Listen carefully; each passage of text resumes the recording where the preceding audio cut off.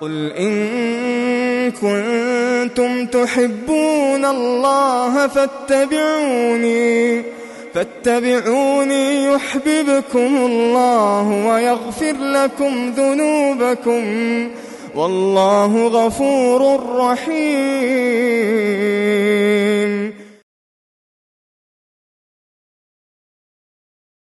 السلام علیکم ورحمۃ اللہ وبرکاتہ.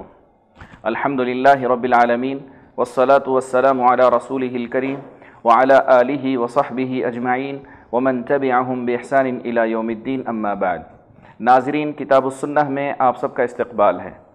آج کا موضوع ہے کیا بدعتی کو سلام کرنا درست ہے اور اس کے سلام کا جواب دینا.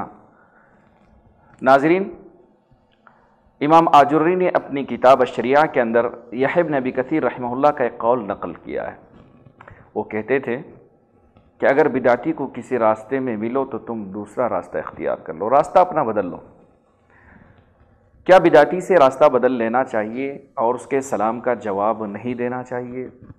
ناظرین، جیسے ہم کہتے ہیں کہ بدعتیں دو قسم کی ہیں، ایک مکفرہ ہے اور ایک مفسقہ ہے.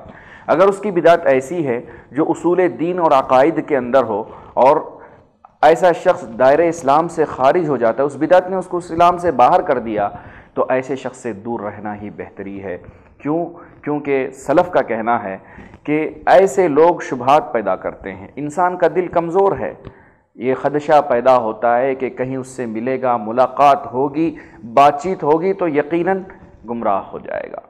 تو لہذا سلف یہ ہمیشہ سے کہتے تھے کہ اہل بدعت کے ساتھ نہ بیٹھا کرو، نہ ان کی مجلسوں میں بیٹھا کرو، نہ ان سے گفتگو کیا کرو، نہ انہیں ان کی کتابیں پڑھا کرو. یہ سلف نے احتیاط کے طور پر یہ ساری چیزیں بتائیں. آئیے صحابہ کرام کا عمل دیکھتے ہیں.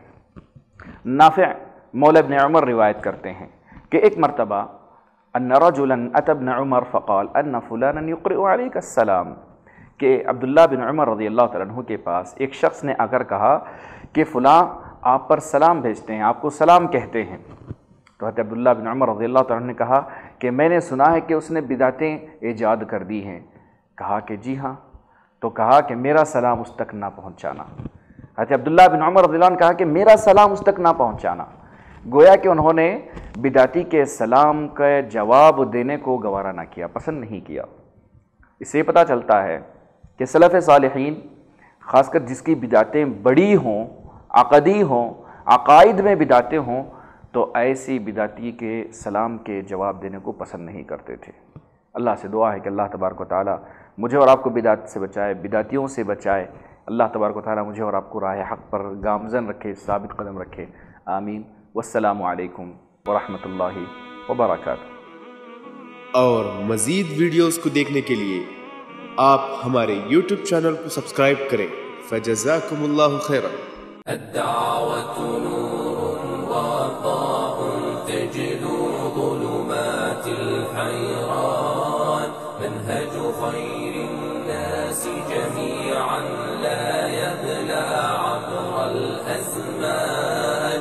الدعوة نور وضاء تجلو ظلمات الحيران، منهج خير الناس جميعا لا يبلى عبر الأزمان. فالحكمة تكسو دعوتنا